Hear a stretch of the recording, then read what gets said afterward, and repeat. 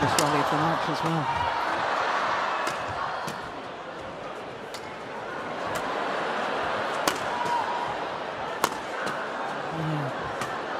He is exhausted.